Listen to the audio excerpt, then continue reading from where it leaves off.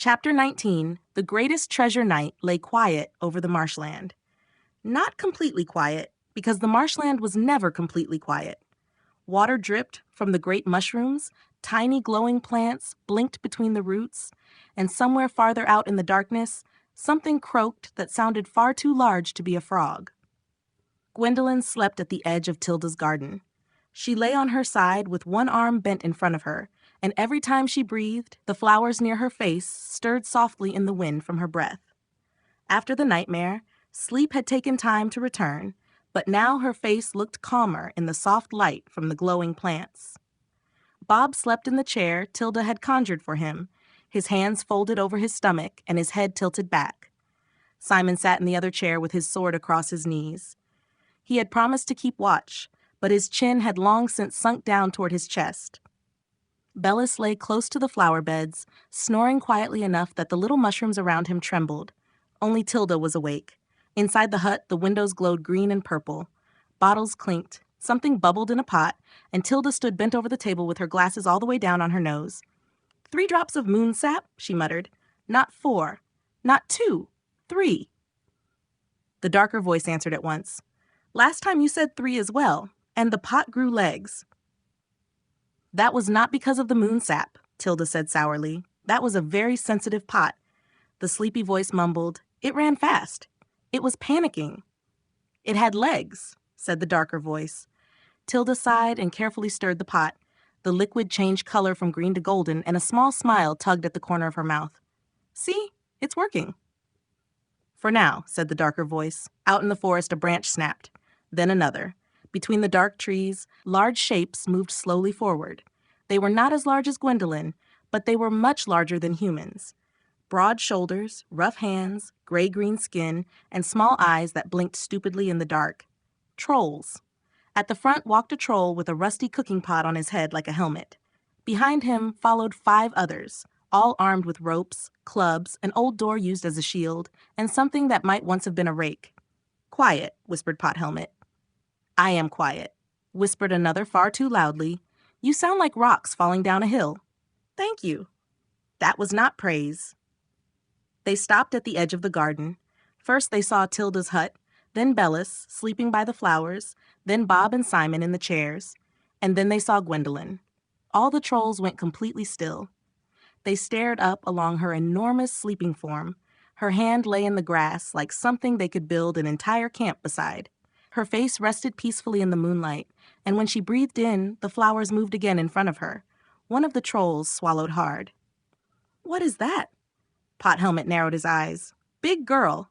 Girls are not that big. This one is. That makes no sense. A lot in forest makes no sense, muttered a third. Yesterday, a mushroom bit me.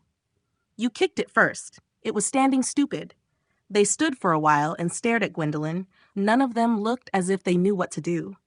She was so large that even their dull troll brains understood that getting closer might be a bad idea. Then one of them noticed her shoes. He pointed slowly. Look. They all turned their heads. Down by Gwendolyn's feet, her shoes were still on her, enormous in the damp grass. To her, they were only traveling shoes, made huge along with the rest of her. But to the trolls, they looked like something from an ancient treasure chest. They were larger than wagons, with laces like thick ropes and soles so wide that a troll could lie on them like a bed. The trolls almost forgot Gwendolyn. Pot Helmet stepped closer with his mouth hanging open. Big shoe, biggest shoe, whispered another.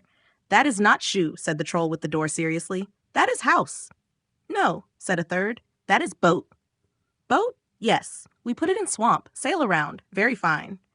The other can be thrown, said a small troll dreamily. I sit in it and yell at birds. Pot Helmet nodded slowly as if this were a very wise idea. And under shoe, one of the others suddenly said. They all went completely silent. He pointed dramatically toward Gwendolyn's foot. Socks. The trolls gasped softly. If the shoes were that big, then the socks had to be even better. A sock could become a tent, a sack, a sail, a bed. Maybe an entire winter cave if folded correctly. Pot Helmet's eyes shone with greedy joy. We take them. One of the trolls looked nervously up at Gwendolyn's sleeping face. But Big Girl is wearing them. Yes. Then we cannot take them. Yes. How? Pot Helmet stared at him as if the answer was very obvious. We take them off. Silence fell again. The troll with the door slowly raised his hand. From Giant Girl? Yes. While she sleeps? Yes. That sounds dangerous. Pot Helmet straightened proudly. That is why it is adventure. The others looked at each other.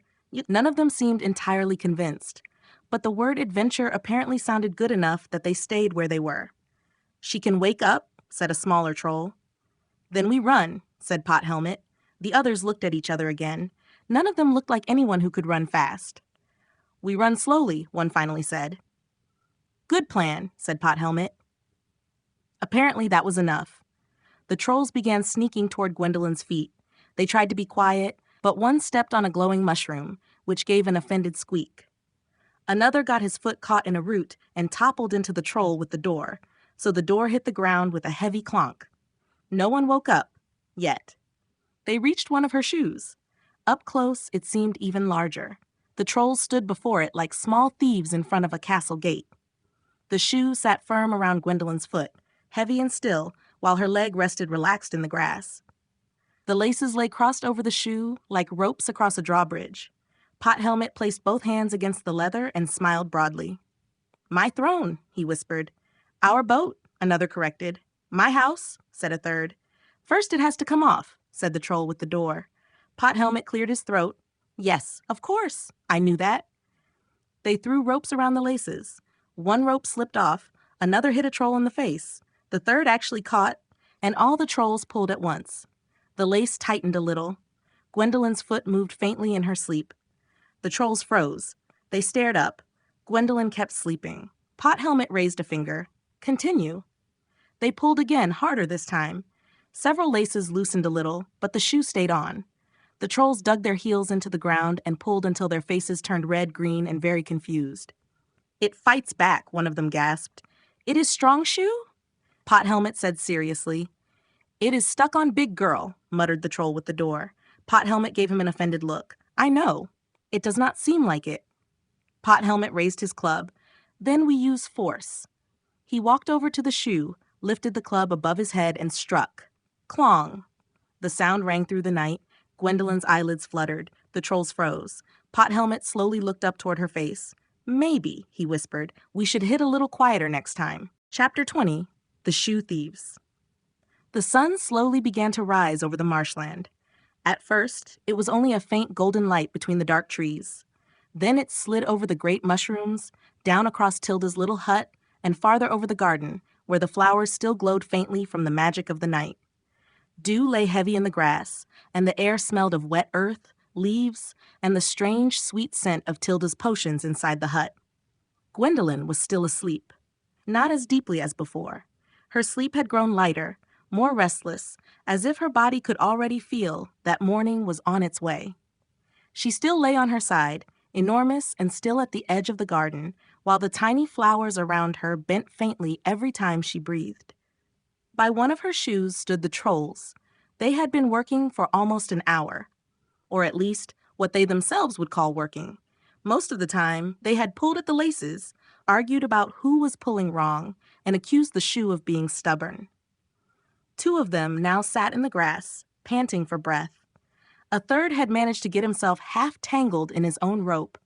The troll with the pot on his head still stood in front of the shoe with his club in his hand, trying to look like a leader, even though he clearly had no idea what the next part of the plan was.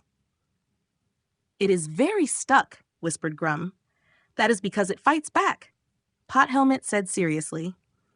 The troll with the door as a shield looked up along Gwendolyn's leg and swallowed. Or because Giant Girl is wearing it. Pot Helmet stared at him. I know that. Then why are we pulling on the shoe? Because we want it. But her foot is in it. Then the foot must come out. Silence fell. All the trolls looked at Gwendolyn's enormous sleeping form. Then they looked at the shoe again. We pull harder, said Pot Helmet. Apparently, that was still the best plan they had. They gathered around the rope again. 5 trolls grabbed hold, planted their heels in the grass, and leaned back with all the strength their clumsy bodies could find. The laces tightened. The shoe barely moved. Instead, there was a small tug in Gwendolyn's foot. She moved. Not much, just enough. The trolls froze. Gwendolyn's eyelids trembled faintly. She is waking up, one of them whispered. No, Pot Helmet said quickly. She is just thinking with her eyes. That makes no sense. A lot in forest makes no sense. Gwendolyn breathed in more deeply. The warm air from her breath drifted across the flowers in front of her, and her fingers moved faintly in the grass. A few pebbles rolled beside her hand. The troll stood stiff as tree stumps. Then a low, sleepy sound came from her. All 6 trolls nearly jumped out of their own skin. "The mountain speaks," squeaked Grum. "It is not a mountain?" whispered the troll with the door. "It is the girl." "That is worse." Gwendolyn's eyes slowly opened. At first, she only saw the morning light, soft, golden, and blurry. Then the garden came into focus. The great mushrooms, Tilda's hut, Bellis lying there snoring, Bob and Simon in their chairs. Then she felt something at her foot. She blinked. Slowly, she lifted her head a little. The trolls were standing by her shoe with ropes in their hands. Gwendolyn's eyes widened. The eyes widened even more. A long moment passed where no one said anything. Then all the trolls screamed at once. They dropped the rope and tumbled backward over each other. One fell straight into a bush. Another slammed into the troll with the door, sending them both crashing down. Pot Helmet tried to run, but the pot slipped down over his eyes, and he ran straight into the shoe he had just been trying to steal. "The giant girl is awake!" shouted Grum. "I can see that!" shouted Pot Helmet from inside the pot. Gwendolyn slowly sat up, and the movement alone made the ground give a low sigh. The trolls immediately stopped their panic and stared up at her as her shadow slid over them. She looked down at them, then at the rope, then at her shoe, then back at the trolls. She said, still half asleep. "What are you doing?" Her voice was not angry, but it was enormous. It rolled over the garden like soft thunder and made some of the flowers tremble. Simon woke with a start. "Attack!" he shouted, grabbing his sword so quickly that he nearly dropped it. "Princess, stay be." He stopped when he looked up at Gwendolyn, then down at the trolls, then up at Gwendolyn again. "Oh, right." Bob woke more slowly. He opened one eye, looked at the trolls, then at the rope around Gwendolyn's laces, and leaned back in his chair again. "I almost do not want to ask," he muttered. Bellis also woke at the sound. He quickly sat up, saw the trolls, and froze. "Oh no," Gwendolyn looked toward him. "Do you know them?" Bellis twisted his large hands together and looked very embarrassed. "Yes, they are from Forest. They tease Bellis sometimes." The trolls immediately tried to look dangerous again, even though they were still shaking a little. Pot Helmet finally pushed the pot up from his eyes and pointed his club at Gwendolyn. "Big girl," he shouted, "we are terrible trolls. Give us, give us." He looked nervously at the others. "The shoes," whispered Grum. "Yes," Pot Helmet said quickly. "Give us the shoes." Silence fell. Simon stared at him. Bob sat up a little more. Gwendolyn blinked. "My shoes?" Pot Helmet straightened, even though his knees were clearly trembling. "Yes, and socks." "The socks too," said another troll bravely, but then hid a little behind the door afterward. Gwendolyn looked down at them. She could feel a laugh pushing up inside her chest, but she held it back. It was difficult. Really difficult. After everything she had feared, after the dream of being seen as a monster, there was now a group of trolls standing in front of her, trying to threaten her into giving them her shoes. "Is that why you attacked me?" she asked. The trolls looked at each other. "Yes," said Pot Helmet. "They are very big," said Grum. "Very useful," said the troll with the door. "One can become house. One can become boat. Socks can become tent, or sail, or bed, or bag for stones." Bob stared at them for several seconds. Then his shoulders began to shake. "I have lived a long life," he said slowly, "and yet this is one of the stupidest things I have ever heard." Simon looked offended. "You woke us for footwear?" Pot Helmet lifted his club a little higher, though not as high as before. "We are dangerous." Gwendolyn looked at his shaking arms. "You seem a little scared." "Dangerous people can also be scared," he said quickly. "That is actually true," Bob muttered. Gwendolyn once again tried not to laugh.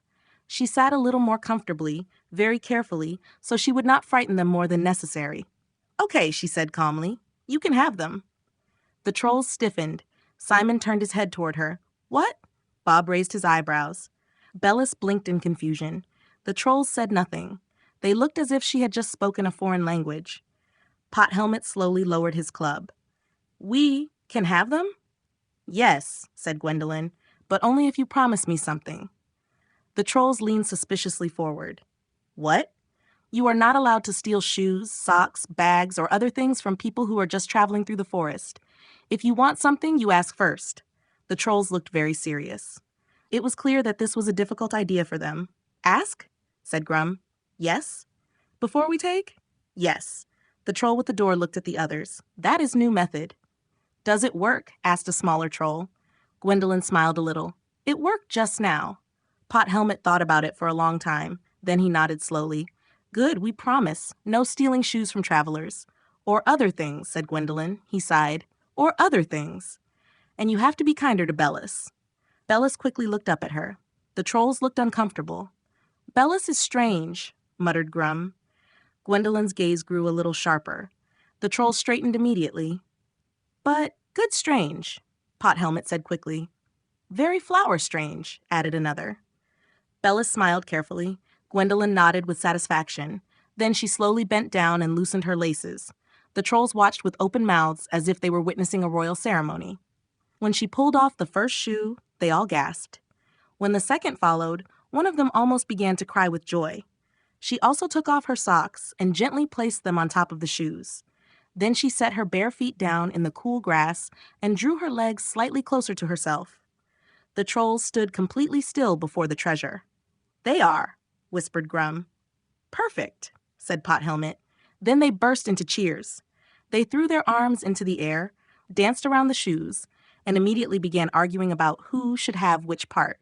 One climbed halfway onto one shoe and declared it his castle. Another lay down on the lace as if it were a hammock. The troll with the door stood with a sock in his hands and looked as if he were holding a holy blanket. Simon looked completely confused. I do not understand what just happened. Bob smiled broadly. I do. We were attacked by the world's worst thieves, and the princess negotiated peace with footwear. Bellis looked at the other trolls, who were now too busy with the shoes to tease anyone, and his shoulders sank with relief. Me happy, he said quietly. No one got hurt. Gwendolyn smiled down at him. So am I. The trolls slowly began dragging the shoes away through the grass. It did not go quickly. In fact, it barely moved forward at all, but they were so happy that it did not seem to bother them. Pot Helmet turned one last time toward Gwendolyn and lifted his club in a kind of grateful salute. Big girl is good shoe giver. Gwendolyn covered her mouth with her hand to keep from laughing. Bob nodded seriously. A title one can only earn once. As the sun climbed higher over the marshland, Gwendolyn sat barefoot in the grass and watched the trolls drag their new treasure toward the forest. Simon still stood with his sword in his hand, very unsure whether he had won or lost. Bellis smiled to himself, and for the first time that morning, the marshland did not feel dangerous. Just very, very strange. Chapter 21. The Final Growth. The trolls had almost vanished between the trees, with Gwendolyn's shoes and socks, when the door to Tilda's hut opened. Tilda stood in the doorway with a small glass bottle in her hand. The liquid inside glowed a warm gold, as if someone had caught a piece of sunlight and poured it into a bottle.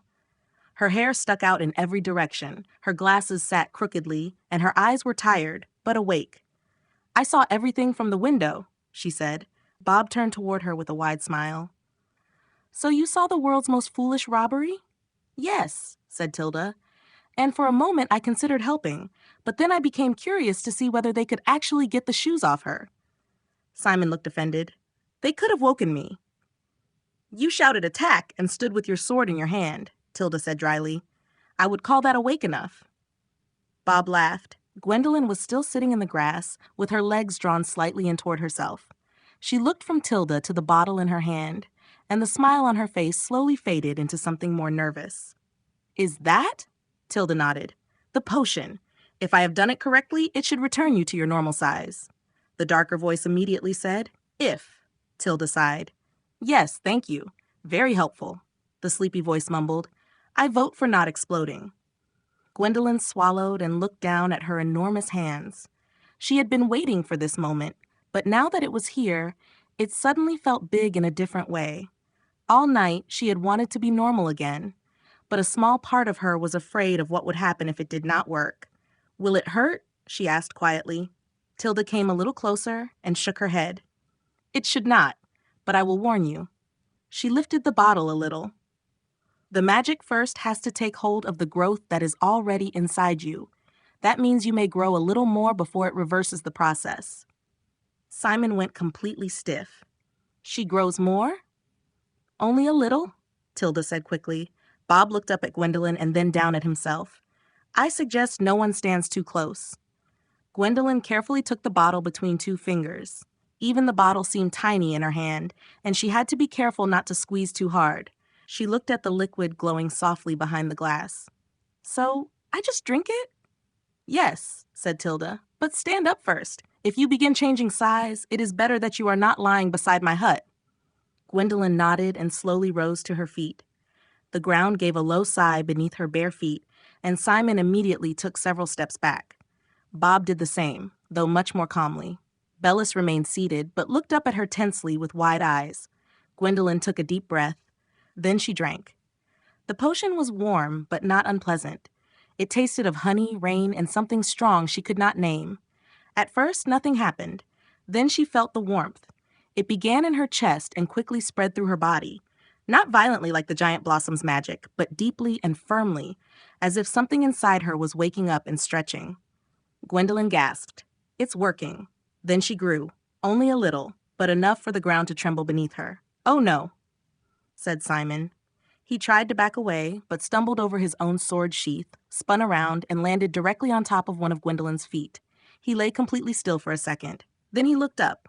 Gwendolyn looked down. Bob did too. Simon gave a weak cough. I had full control of the situation. Bob nodded seriously. Of course. Gwendolyn would have laughed, but then she felt it. The warmth changed. It was no longer pulling outward, it was pulling inward. Her heart beat hard once, and suddenly, the world began to grow around her. The trees rose higher. Tilda's hut became larger.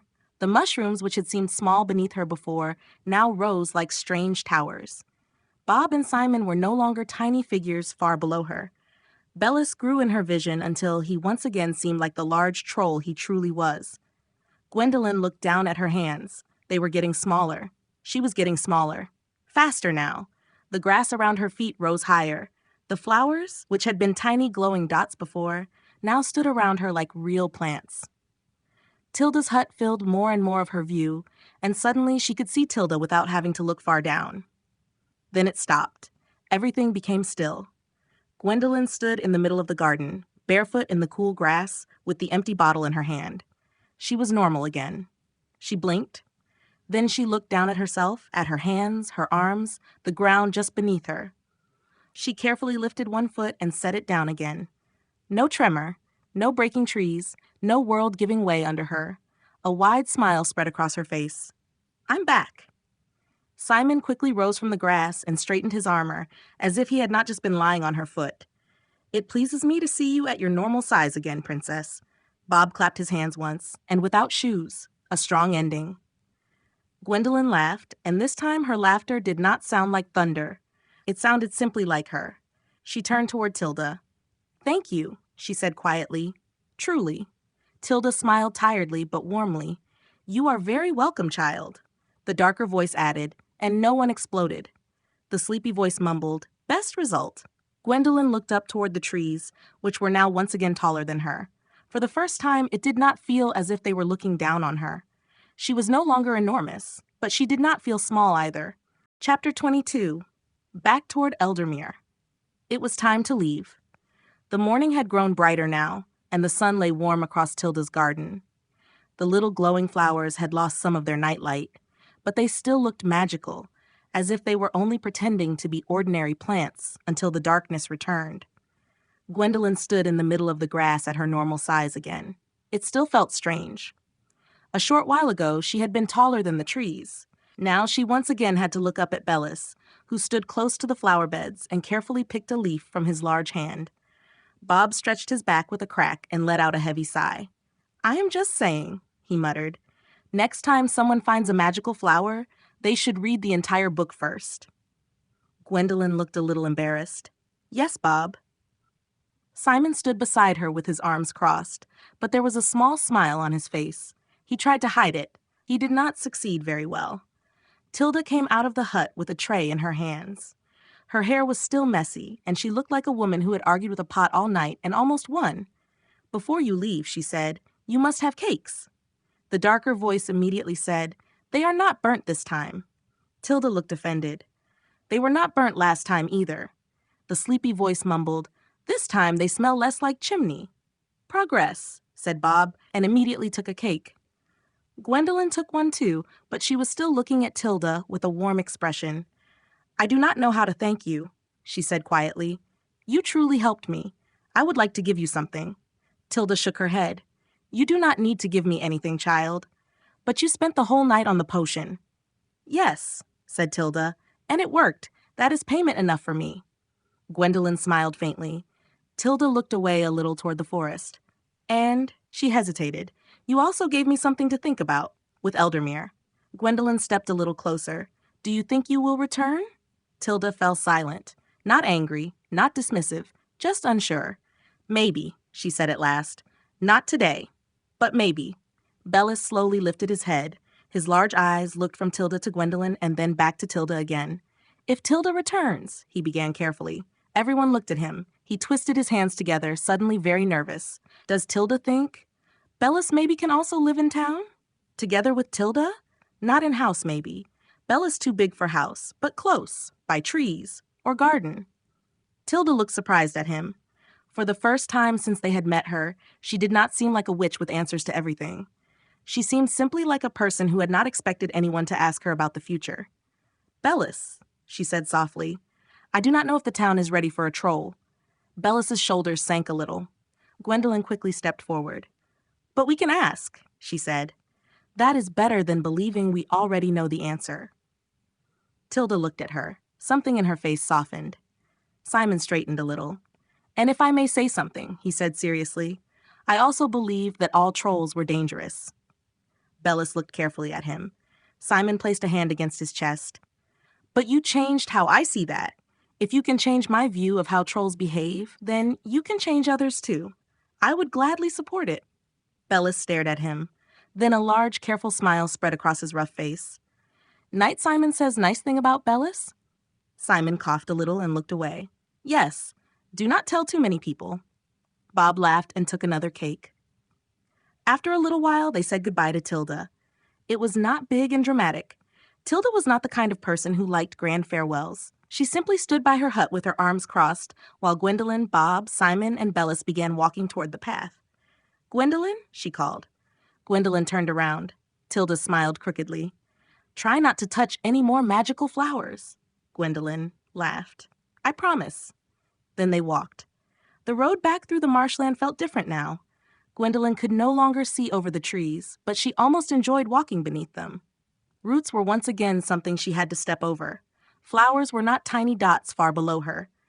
The world was large again, but she did not feel small. When they drew near Eldermere, they could hear the sound of people before they saw the town. Workers in the fields, wagon wheels, voices, horses, life. People were already busy with the day's work outside the town walls. Some carried baskets. Others repaired a fence. A few knights stood by the road, and farther ahead stood Lady Sophie herself with some of her people, speaking with a farmer. Then one of the workers spotted them. He froze. The princess. More people turned. First they saw Gwendolyn. She was normal again. A wave of confusion passed through the people, but also relief. Some pointed, others smiled cautiously. Then they saw Bellis. The mood changed at once. A few people stepped backward. A horse snorted and pulled at the reins. A knight placed his hand on his sword, but did not draw it. No one ran. No one screamed. They simply stood still and stared, because Bellis did not come forward like a monster. He walked slowly, with his shoulders pulled slightly up, as if he were trying to make himself smaller. Lady Sophie raised her hand, and her people stayed where they were. Gwendolyn walked up to her. "Miss Gwendolyn," said Sophie, looking her up and down. "You have become yourself again." Gwendolyn smiled. "Tilda helped me." Sophie looked toward the distant forest. "Did she?" "Yes. She made a potion. It worked." Bob stepped forward with a broad smile. "There was only one short extra growth, a knight on a foot, and a minor attack from shoe thieves." Sophie blinked. "Excuse me?" Simon sighed. "A group of trolls took the princess's shoes and socks." Sophie slowly looked down. Gwendolyn stood barefoot in the grass. A moment passed. Then Sophie looked at Bellis. Am I to understand that he was part of it? Bellis quickly shook his head. No, Bellis not steals shoes. Bellis hates shoe stealing. Bellis just knows trolls. Bob muttered, more than anyone should. Gwendolyn placed a hand against Bellis's arm as well as she could reach. Bellis helped us. He led us to Tilda. He is my friend. Sophie looked at him for a long time. Bellis swallowed. Then Sophie took a slow step forward. So, she said calmly, you would like to live here? Bellis nodded faintly. Me would like to help. Me can lift heavy things. Care for flowers. Watch forest. Me would like to be part of community. He said the last word slowly, as if he were afraid of breaking it.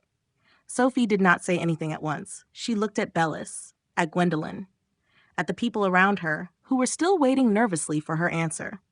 Then she looked back at the troll and thought. Chapter 23, A Place to Belong.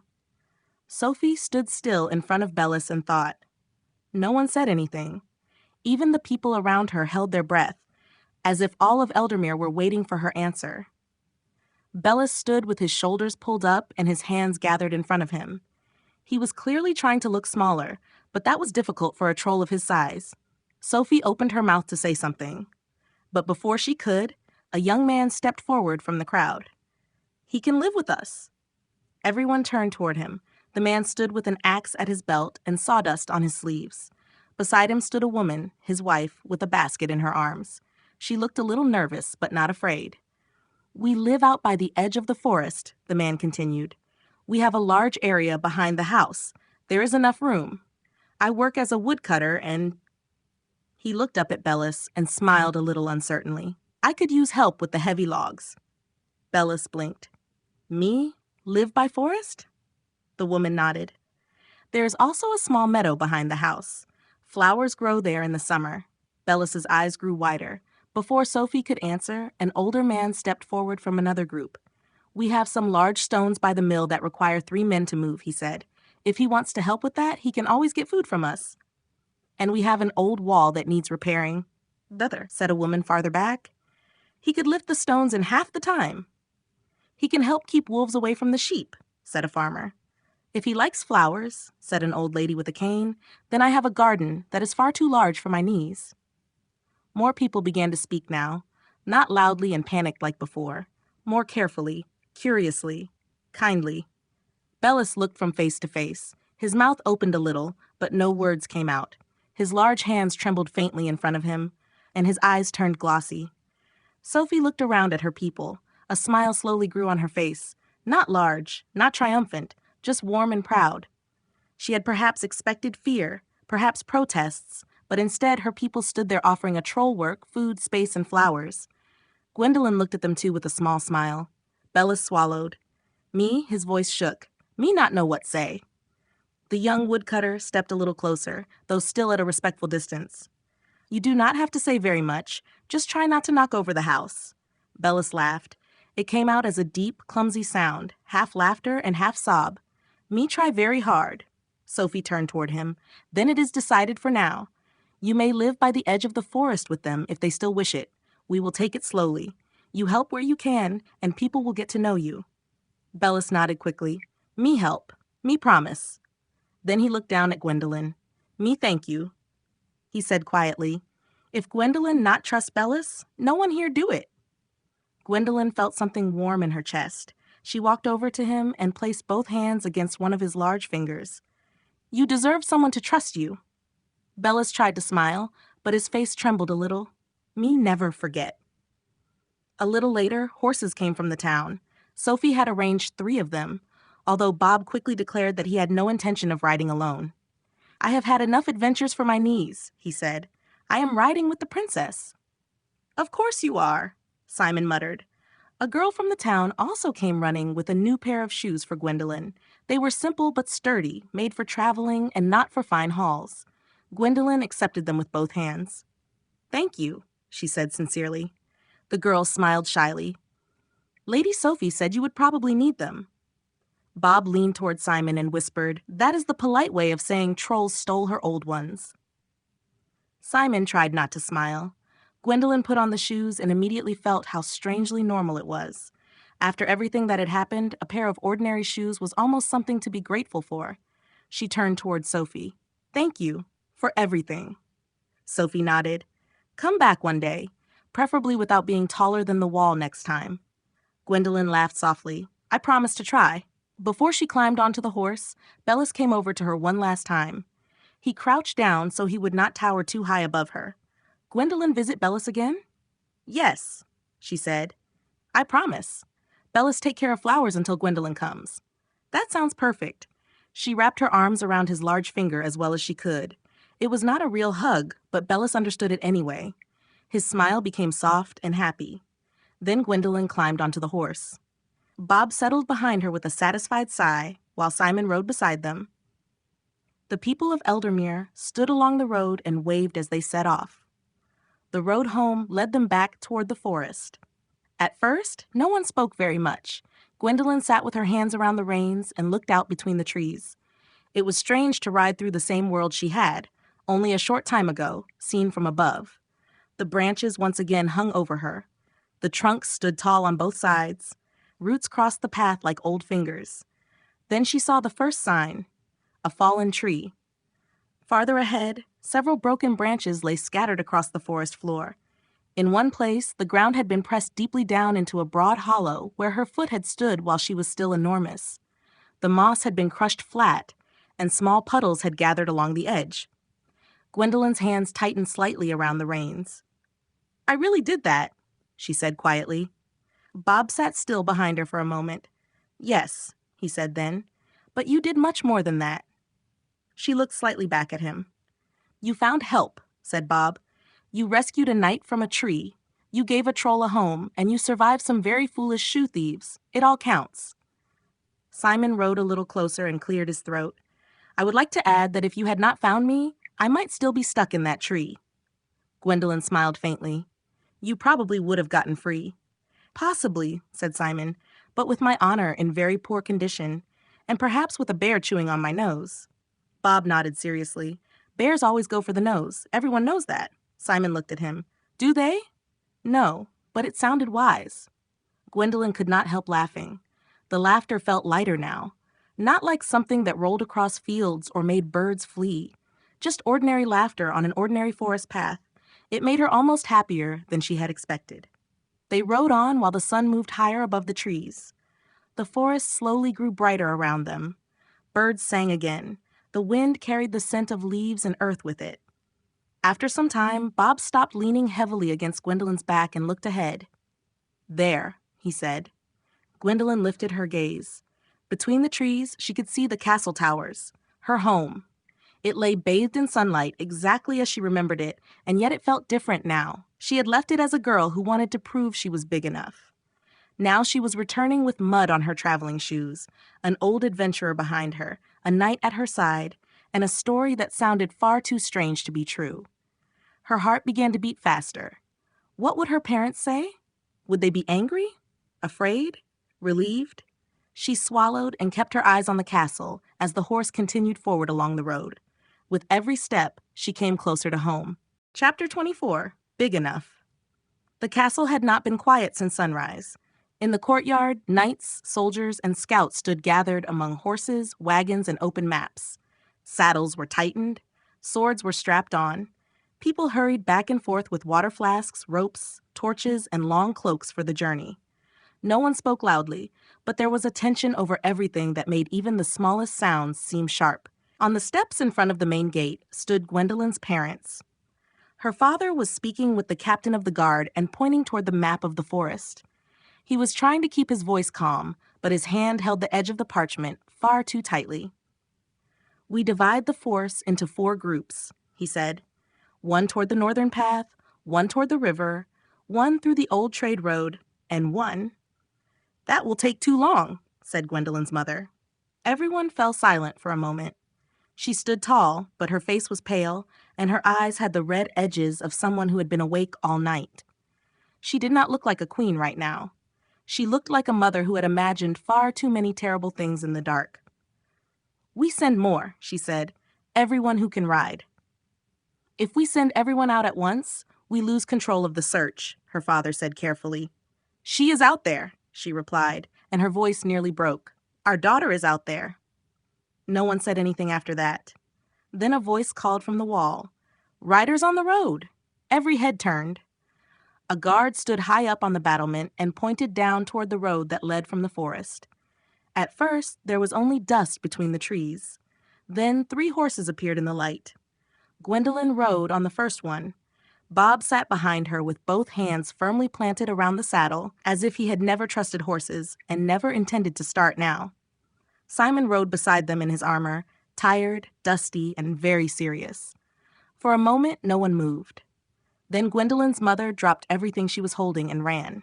Not gracefully, not slowly, not like a queen in front of her people. She ran down the steps, through the courtyard, and toward the gate before anyone could stop her. Gwendolyn barely managed to stop the horse before her mother was there. She slid down from the saddle, landed on the ground, and only managed to take one step before her mother grabbed her and pulled her into a hug so tight that Gwendolyn almost lost her breath. "Mother," she began. "No," her mother whispered. "Not yet." Gwendolyn stood completely still. Then she wrapped her arms around her. Only then did she realize how much she herself had missed it. Not the castle, not her bed, not the safe halls or the library. Her, the warmth of her mother. Her hands holding on as if she were afraid Gwendolyn would disappear again if she let go. Her father came over to them more slowly. He stopped a few steps away, and for a brief moment he simply looked at his daughter. His face was tense, but his eyes betrayed him. "Gwendolyn," he said quietly. She looked up. "Father?" He stepped forward and placed a hand on her shoulder. Not hard, just enough to feel that she was truly standing there. Then his gaze moved on to Simon. "Sir Simon?" Simon immediately sat a little straighter in the saddle, even though he looked as if he would rather fall down and sleep for 3 days. "Your Majesty." "You were reported missing from patrol." Simon glanced briefly toward Gwendolyn. "Yes, it is a very long explanation." Bob raised his hand behind Gwendolyn. "It becomes better if one is sitting down." Her father stiffened. "Bob?" Bob smiled broadly. "I know, I look older." "You looked older 10 years ago," said her father. "And yet here I stand.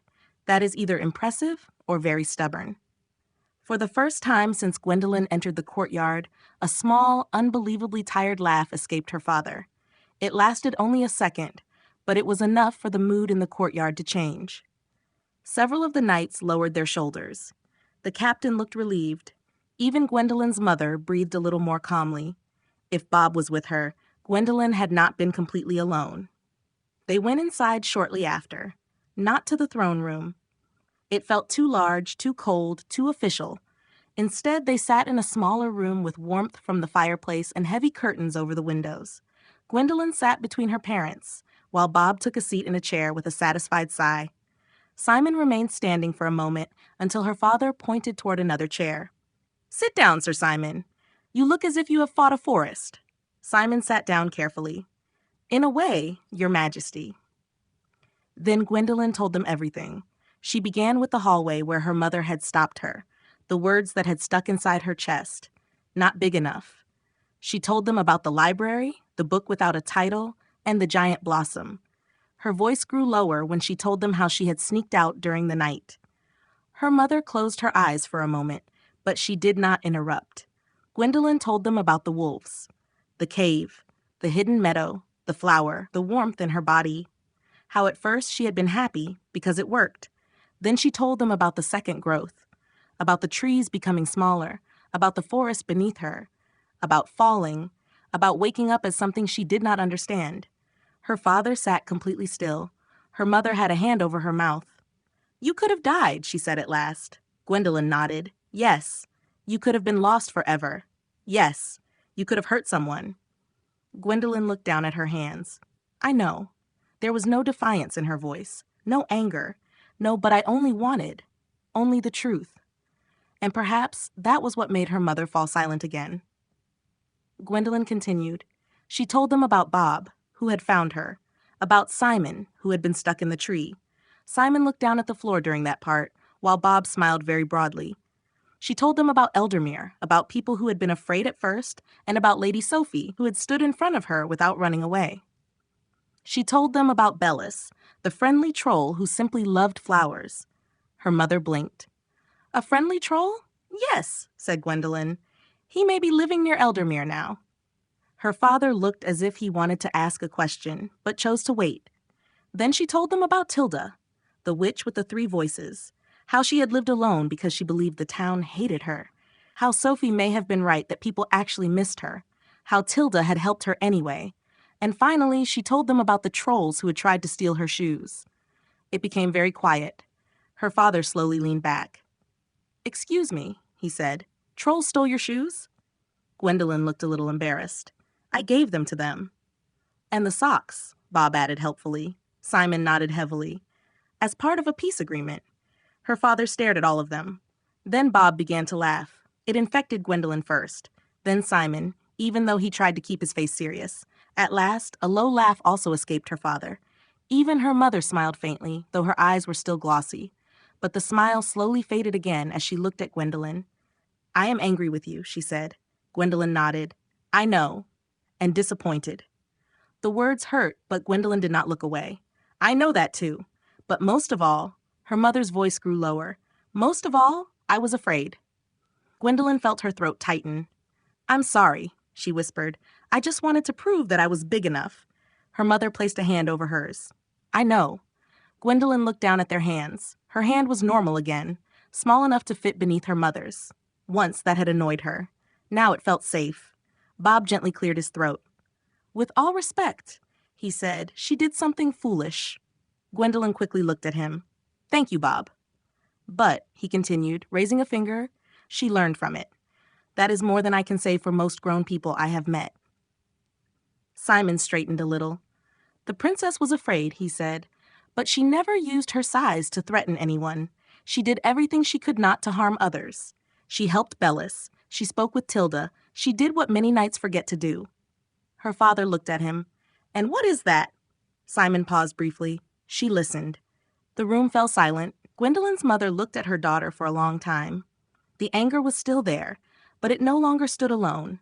It was mixed with relief, sorrow, pride, and everything a mother could feel all at once when her child came home after frightening her out of her mind. "You were not ready to go out alone," she said. Gwendolyn nodded. "No." "And you will not be allowed to do anything like that again." "No." "But," her mother slowly breathed in, "perhaps I have also kept you too close to the castle." Gwendolyn looked up. Her mother smiled faintly, tired but real. "You are still young, but perhaps it is time for you to begin learning about the world in the right way, with an escort, with training, with someone who can help you before you find the next terrible flower." Bob raised his hand. "I vote for burning the book." "We will lock it away," said her father. "Even better," said Bob. "Less smoke." Gwendolyn could hardly believe it. "Does that mean I may visit Eldermere again?" "One day," said her father. "Not tomorrow." "And not alone," her mother added quickly. Gwendolyn smiled. "That is okay." Later that evening, she stood alone by the window in her room. The forest lay in the distance, dark green and quiet beneath the falling sun. The same forest she had stared at before everything began. Back then, it had looked like a wall between her and adventure. Now it looked like something else. A world, dangerous, beautiful, strange, and larger than she had understood. The door opened softly behind her. Her mother came in without saying anything. She walked over and stood beside Gwendolyn. For a long while, they simply stood there together and looked out. "I just wanted to be big enough," Gwendolyn said quietly. Her mother placed a hand on her shoulder. "I know." Gwendolyn looked out toward the forest, where the last streaks of sunlight lay between the trees. "But I do not think it was about size." Her mother smiled faintly. "No," she said. "It rarely is." Gwendolyn leaned a little against her, and this time it did not feel like defeat. It did not feel like being small. It simply felt like being home. She had not grown larger when she came back. Not on the outside. But when she looked out toward the forest again, she did not feel small for the first time.